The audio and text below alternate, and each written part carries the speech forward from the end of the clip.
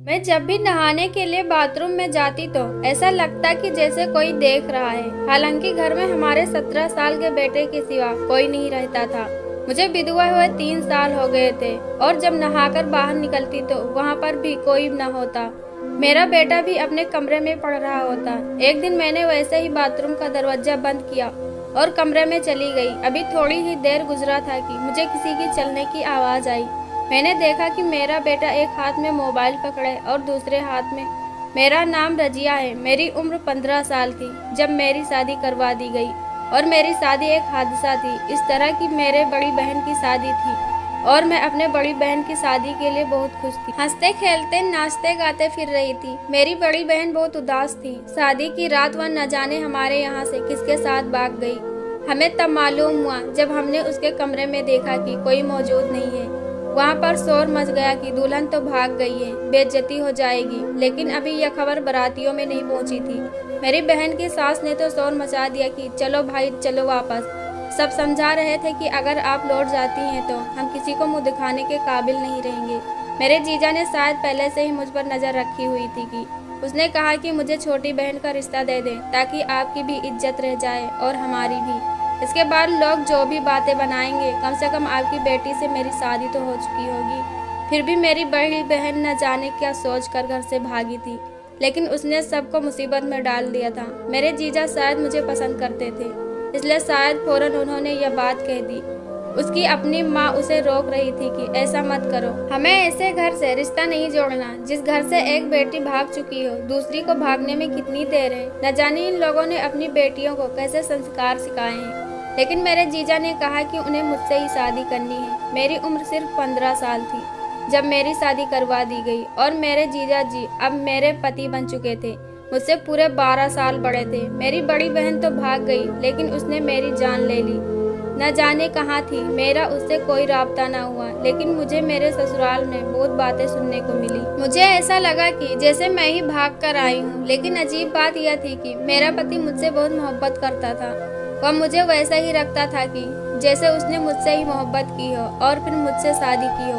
मैं सारा दिन लोगों का ताना सुनकर जब अपने पति के पास जाती तो मेरा सारा थकान दूर हो जाता और मुझे हंसाता और मुझसे बहुत प्यार करता था। अगर मेरा पति भी मुझे ताने मारता तो मैं शायद अपनी ज़िंदगी ही खत्म कर देती। शादी के पहले ही साल में माँ बन गई। डॉक्टर का कहना था कि बच्ची की उम्र बहुत कम है, इसलिए कुछ कह नहीं सकते। मेरे पति ने कहा कि यह बच्चा नहीं रखेंगे क्योंकि मैं अपने पत्नी की जान बचाना चाहता हूँ। लेकिन मेरी सास ने हंगामा खड़ा कर दिया कि तुझे बच्चे से ज़्यादा अपनी पत्नी की पड़ी है। मेरी सास का कहना था कि अगर तूने इस तरह का कोई काम किया तो फिर तुम दोनों को इस घर से जाना होगा। यह घर उनके नाम था और मेरे घर में सिर्फ सास थी, ससुर जिंदा नहीं थे और मेरा पति इकलौता बच्चा था। मेरा पति बहुत परेशान रहता। मेरी तबीयत पूरे 1 साल बहुत खराब रही। लास्ट टाइम में जब मेरे पति से पूछा गया कि तुमको बच्चा बचाना है या पत्नी को, तो उसने कहा कि मेरी पत्नी को बचाएं। मेरी सास ने कहा कि बच्चे को बचाएं। लेकिन डॉक्टर का कहना था कि जो लड़की का पति कहेगा वही होगा और इसी के सिग्नेचर भी होंगे। मेरे पति ने कहा कि मेरे पत्नी को बचाएं, लेकिन मैं भी बच गई और मेरा बच्चा भी सही सलामत बच गया। मैं घर आ गई और इसके बाद मेरे पति ने मेरा बहुत ख्याल रखा। 2 साल बाद मेरी सास इस दुनिया से चली गई। घर मेरे पति के नाम हो गया और मेरा बेटा इस वक्त 3 साल का था और अपने बेटे का नाम मैंने प्रिंस रखा था। मेरी सास के जाने के बाद मैं और मेरा पति घर में एक बहुत सुकून जिंदगी गुजार रहे थे। लेकिन न जाने हमारी खुशियों को किसकी नज़र लग गई और 4 साल बाद मेरा पति भी एक हादसे में चला गया। मेरी ज़िंदगी का यह सबसे बड़ा दुख था। मेरे बेटे की उम्र उस वक्त 6 साल थी। मैं बता नहीं सकती कि मैंने किस दुख के साथ अपनी ज़िंदगी गुजारी। मैंने दोबारा कभी शादी न करने का फैसला किया। मैं 5 साल की उम्र में ही विधवा हो चुकी थी।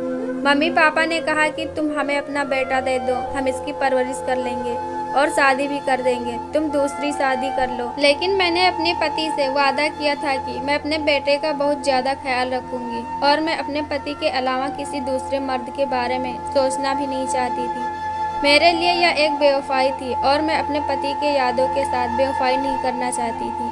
वक्त गुजरने लगा। पहले मेरी मम्मी इस दुनिया से चली गई और उसके बाद मेरे पापा भी इस दुनिया से चले गए। जिंदगी ने मुझे बहुत गम दिए, लेकिन कोई मरता नहीं। उसके पीछे मेरे माँ बाप की जायदाद भी मेरे हिस्से में ही आ गई थी। इसके पास कुछ ज़्यादा नहीं था, लेकिन जो कुछ भी था वह भी मेरे ही हिस्से में आ गया था, क्योंकि हमारा कोई भाई नहीं था। और मेरी बड़ी बहन तो जब से घर से भागी थी, किसी को पता नहीं था कि वह कहाँ है। मेरी मम्मी कहा करती थी कि जाने वह कहाँ होगी, जिंदा भी होगी या नहीं। घर से भाग जाने वाली लड़कियों के साथ जमाना बहुत बुरा सलूक करता है।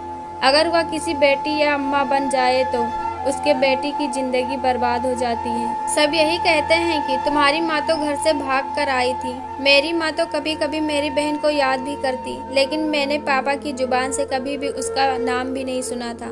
मैंने अपने घर वालों की इज्जत और शान बचाई थी, इसलिए मैं इनकी दुलारी हो गई थी। वक्त गुजर गया और मेरा बेटा 17 साल का हो गया। घर में सिर्फ मैं और मेरा बेटा ही रहते थे।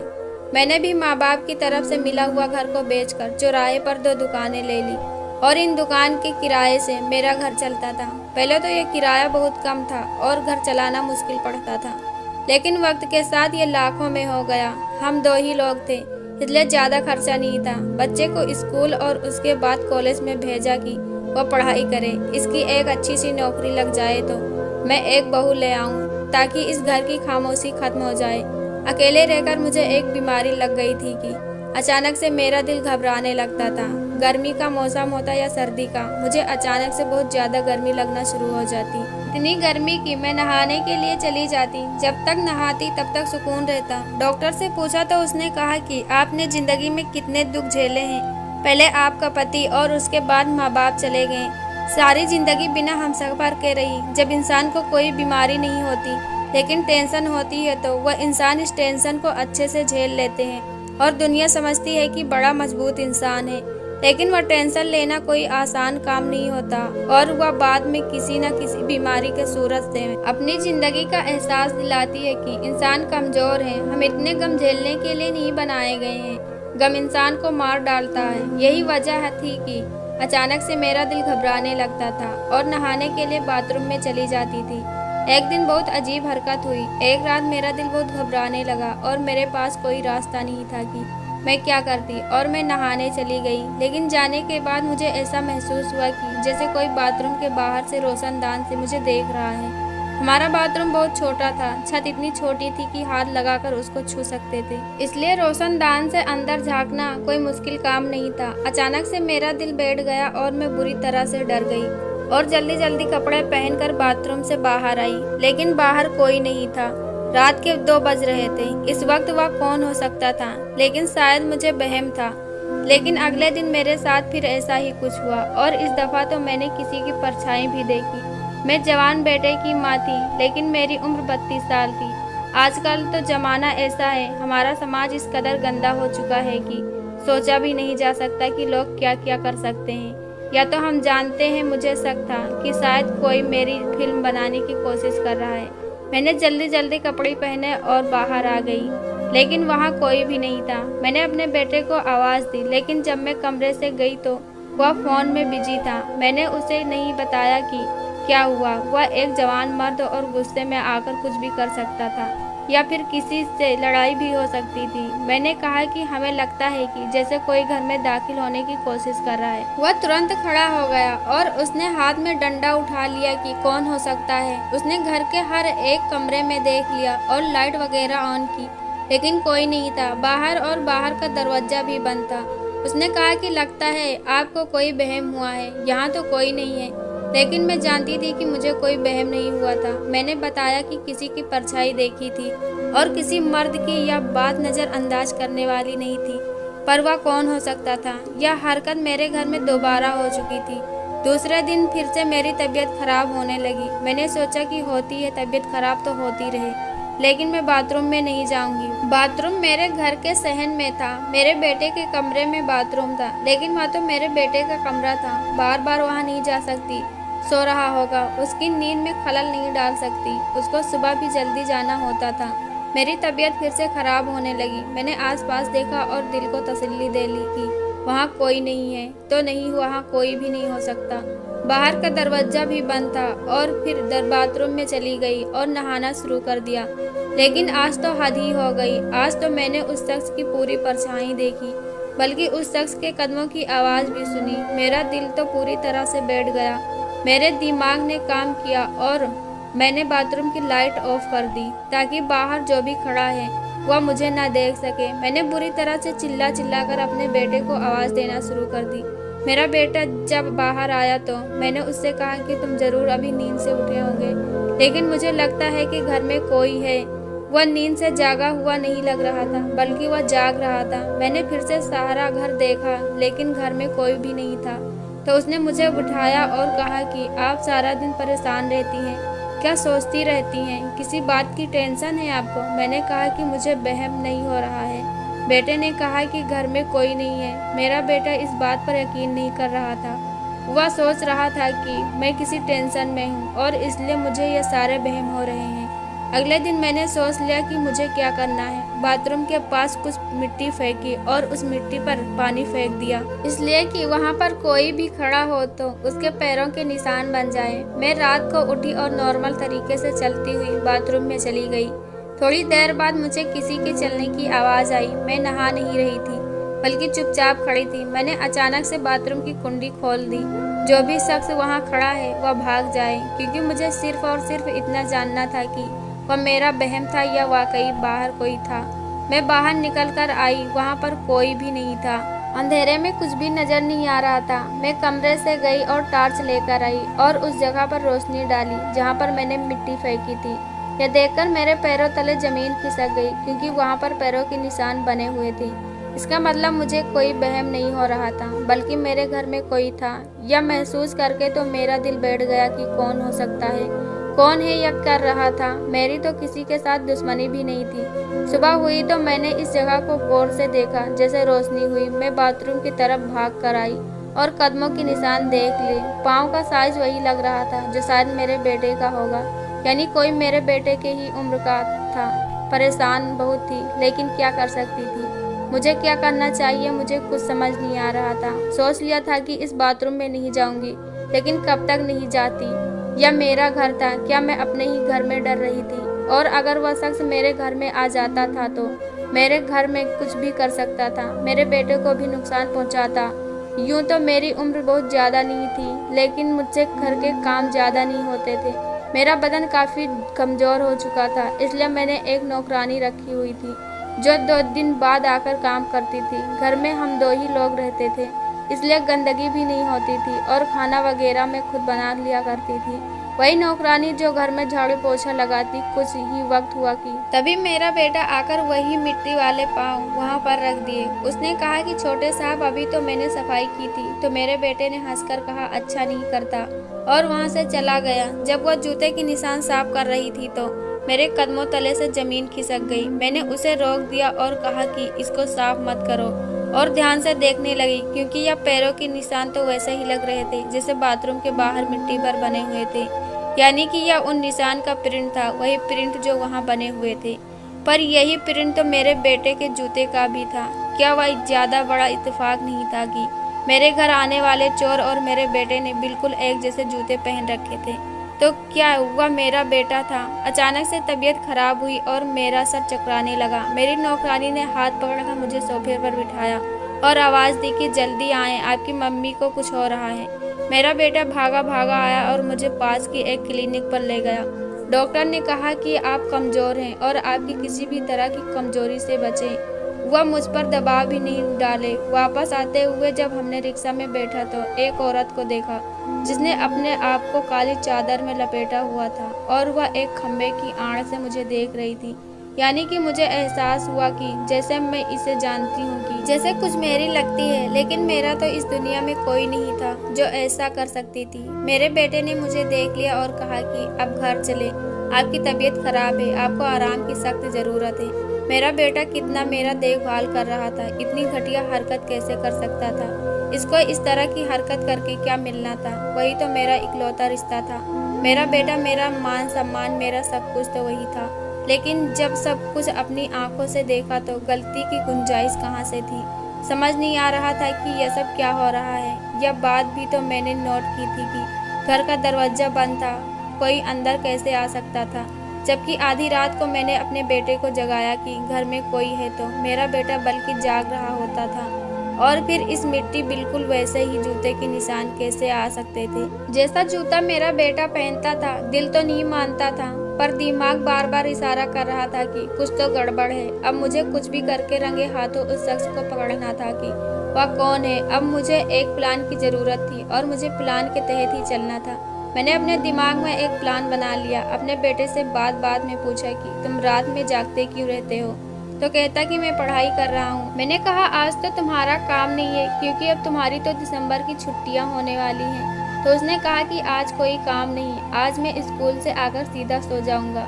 मैंने कहा ठीक है। मुझे नींद कहाँ आ रही थी। मैंने थोड़ी देर बाद जाकर देखा तो मेरा बेटा सुकून से सो रहा था। जिस वक्त पर यह काम शुरू होता था, मैं जल्दी जल्दी बाथरूम में गई और इशारा दिया कि जैसे मैं बाथरूम में चली गई हूँ, और बाथरूम का दरवाजा जोर से बंद किया। पानी की टोटी भी चालू कर दी, जिससे ऐसा लग रहा था कि मैं नहा रही हूँ। लेकिन मैं बाथरूम में नहीं थी, किचन में खड़ी थी, जहाँ से बाथरूम का हिस्सा साफ नजर आ रहा था। मेरे हाथ में डंडा भी था और मैं वहीं पर बैठी थी। अभी तो पल ही गुजरे थे कि मेरी आंखों ने कुछ ऐसा देखा कि मेरी सांस फूल गई। एक लड़का इस तरह बड़ा था, कम रोशनी की वजह से इसका चेहरा नहीं दिखाई देता, लेकिन वह बिल्कुल मेरे बेटे के जैसा था। इसके पैरों में जूते और कपड़े बिल्कुल मेरे बेटे के जैसे थे। इसका मतलब कि वह मेरा बेटा ही था। उसके हाथ में फोन था और वह रोशनदान से वीडियो बनाने की कोशिश कर रहा था। वह अपने काम में बहुत मगन था। वैसे भी जब इंसान फोन में लगा हो तो दुनिया के बारे में तो भूल ही जाता है। मैं फौरन इस तरफ बढ़ी और डंडे से उस पर वार किया। मेरा निशाना चूक गया, लेकिन वह शख्स वहीं पर गिर गया।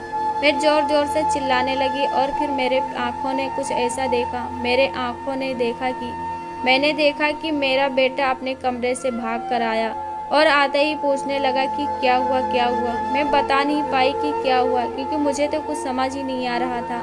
लेकिन मेरा बेटा समझ गया कि मेरी मम्मी ने ही किसी चोर को पकड़ लिया जो घर में चोरी करने आया था। मेरे बेटे ने मेरे हाथ से डंडा लिया और उस चोर का गिरेबान से पकड़ लिया और उसको घसीटता हुआ मेरा बेटा बरामदे तक ले आया। लेकिन जब उसके सर से टोपी हटी तो मेरा दिल बैठ गया, क्योंकि वह कोई मर्द नहीं, वह एक औरत थी। और वह कौन थी मैं अच्छी तरह जानती थी। मेरी बड़ी बहन थी, जो मेरे बेटे के जैसे ही कपड़े पहनकर, उसी के जूते पहनकर मेरे घर में दाखिल हुई थी और मेरी वीडियो और तस्वीर बनाना चाहती थी। लेकिन मेरी बहन ऐसा क्यों करेगी। मैं अपनी बहन को इतने साल बाद देखकर कभी उदास ना होती। मेरे दिल में जितने भी शिकवे थे, लेकिन शायद मैं इसे माफ कर देती।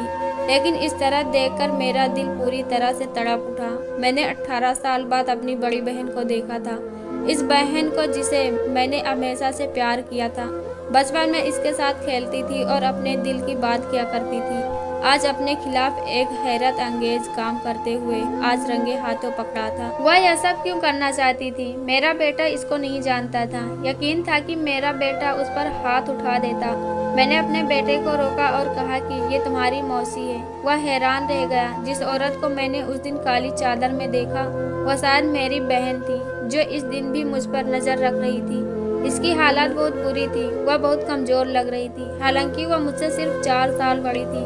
तुम यहाँ पर क्या कर रही हो और तुम यह अपना हाल क्या बना रखी हो। मैंने उससे बहुत ही प्यार से पूछा, जैसे कि उसमें जो कुछ भी किया है मैंने उसे माफ कर दिया हूँ। लेकिन वह बोली तो ऐसे कि जैसे मुझे मारने आई हो। बस बड़ी आई मेरे हाल चाल की फिक्र करने वाली। मम्मी पापा की नज़रों में अच्छा बनने के लिए मेरी जगह पर बैठ गई और मेरे होने वाले पति से शादी कर ली। इसका घर भी ले लिया और माँ बाप की सारी जायदाद भी अपने नाम करवा लिया। मेरा होने वाला पति पहले से ही तुम पर मर मिटा था, तभी तो तुम्हारे लिए दीवाना हो गया था। मैं पहले से ही सब कुछ जानती थी। मैं सब कुछ जानती हूँ। तुम अकेले ही सब कुछ बताना चाहती हो। मुझे तो दूध से मक्खी की तरह निकाल दिया तुमने। अगर मैं यह सब तुमसे मांगती तो तुम मुझे कभी न देती। पापा ने तो पहले से ही मुझे मेरे हिस्से से निकाल दिया था, इसलिए मैंने सोचा कि मैं तुम्हें ब्लैकमेल करूंगी। पर यह करती तो कैसे करती। तुम्हारे पास वैसे भी कुछ नहीं था, लेकिन इज्जत तो थी। 17 साल के बेटे की माँ बन गई हो तो क्या होगा। अभी भी तुम जवान हो। तुम्हारी वीडियो बनाती और तुम्हें ब्लैकमेल करती और फिर उसके साथ तुम्हें बेइज्जत करना था। लेकिन अब मैं आराम से बैठने वाली नहीं हूँ। मुझे मेरा हिस्सा चाहिए। मेरी बहन पागलों की तरह बोल रही थी। वह बिल्कुल भी ठीक नहीं लग रही थी। कभी कभी बात करती, कभी कभी हंसती और फिर कभी रोना शुरू कर देती। मैंने उसे समझाने की कोशिश की, तुम किस किस्म की बातें कर रही हो, क्या हो गया है तुम्हें? लेकिन वह मेरी कोई बात नहीं सुन रही थी। उसने चीखना चिल्लाना शुरू कर दिया, अपने आप को तकलीफ पहुंचाना शुरू कर दिया। लेकिन वह नॉर्मल नहीं थी, बेहोश हो गई। हमने उसे कमरे में रखा और उसकी हालत बहुत बुरी थी। ऐसा लगता था कि जैसे वह 2 महीने से नहा ही ना हो। शायद इसीलिए उसने मेरे बेटे के कपड़े थे, क्योंकि शायद इस वक्त उसके पैरों में जूते या कपड़े नहीं रहे होंगे। वह सुबह जागी तब भी मेरे काबू में नहीं आ रही थी, न खाना खा रही थी और ना ही कुछ और। वह तो मुझ पर हाथ भी उठाने लगी। हम उसे डॉक्टर के पास ले गए। वहां जाकर बहुत सी बातें पता चली। इसके पास जो फोन था वह भी चोरी का ही था। मेरी बहन मानसिक संतुलन खो चुकी थी। वह अपने बारे में कुछ अजीबोगरीब बातें बता रही थी कि उनको खुद भी समझ में नहीं आ रही थी। इसको फोन में किसी औरत का नंबर था जिसको हमने कॉल की और हमने उसे बुलाया। वह मुझसे मिलने आ रही थी क्योंकि वह भी मेरी बहन को तलाश कर रही थी। वह मेरे बहन के पति की कजन थी। वह मेरे घर आई और मैं भी अपनी बहन को घर ले आई। उसने मुझे बताया कि ये लड़की मेरे घर में भाग कर आई थी, इसलिए सबने इसे बहुत बातें सुनाई थी। सास ने इसे बहुत बुरा भला कहा। इसको एक बेटी भी हुई और वह 2 हफ्ते बाद इस दुनिया से चली गई और फिर उसके बाद इसकी हालत ऐसी हो गई। इसके पति ने दूसरी शादी कर ली। घर में पड़ी रहती थी, इसको कोई पूछता नहीं था। एक मैं ही इसका ख्याल रखती थी। उसको बहुत गुस्सा आता है। इसी तरह से साल गुजर गए और उसने अपनी जिंदगी ऐसे ही गुजारी है। पागल हो गई और फिर उस घर से भाग गई। कभी मेरे घर आ जाती तो कभी ऐसे घर से भाग जाती कि किसी को पता नहीं चलता था कि कहाँ भाग गई है। इसकी हालत बहुत बुरी है। इसने मुझे तुम्हारे बारे में बताया था। यह बहुत शर्मिंदा थी। इसको यह भी नहीं पता इसके माँ बाप इस दुनिया से कब गए। इसका अंजाम बहुत बुरा हुआ था। मुझे अपनी बहन पर बहुत तरस आया। उसने जो कुछ भी किया था, लेकिन उससे ज्यादा सजा मिल रही थी। मैं उसे अपने घर ले आई और मैंने अपनी बहन का इलाज करवाना शुरू कर दिया। डॉक्टर के मुताबिक उसने अपना मानसिक संतुलन खो दिया था, जिसमें इसे लगता था कि सब उसके दुश्मन हैं और वह मुझे सबसे बड़ा दुश्मन अपना समझती थी। लेकिन डॉक्टर का कहना था कि वह ठीक हो सकती है और उसका इलाज करवाएं, उस पर मेहनत किए और उसे प्यार दें। और फिर वह आहिस्ता आहिस्ता एक नॉर्मल इंसान बन गई। मुझसे माफ़ी मांगी और उसने मुझे अपनी सारी कहानी सुनाई। अब मैं और मेरी बहन एक साथ रहते हैं। मुझे मेरी बहन वापस मिल गई, इसलिए मुझे खुशी है क्योंकि वह मेरे खानदान का हिस्सा है। घर से भागकर इसने बहुत बड़ी गलती की थी और जिसकी सजा उसको मिली। दोस्तों, कहानी कैसी लगी कमेंट करके ज़रूर बताएं। वीडियो को लाइक करो, चैनल को सब्सक्राइब करो। हम ऐसी कहानी आपके लिए लाते रहेंगे। धन्यवाद।